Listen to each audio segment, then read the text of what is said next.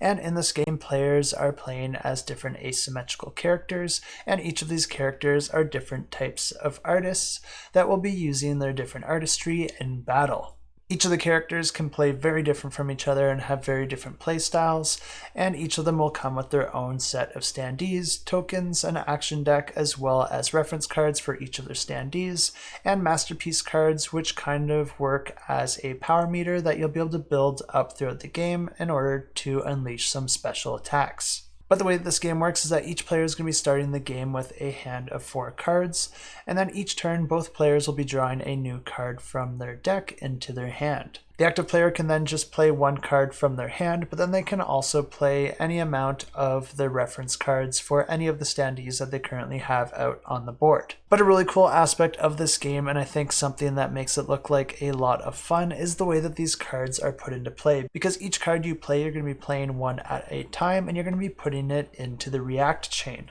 Once a card's in the react chain, that gives your opposing player a chance to react to it by playing one of their reaction cards. This will allow them to manipulate the outcome of the card that you intend to play, but it doesn't stop there because you can also play reaction cards to your opponent's reaction cards, as well as to your own card if your opponent decided not to play a reaction card. This means that you can modify the outcome back into your favor or augment the cards that you have in play in order to create different chaining effects. And these cards will do different things, like allowing you to put more standees out on the board, allow you to move the standees that you have out on the board, put out different tokens that may have different effects depending on the character that you're playing as, and of course, attack your opposing player. And the rules to win this game are pretty clear because all you have to do is inflict 3 damage on your opposing player, and if you're able to do that first, then you win the game. And I know I whipped through this one pretty quickly, but I do think it looks like a ton of fun, and the fact that I was able to explain it so quickly just goes to show how easy this one would be to table. And of course, I have links in the description below.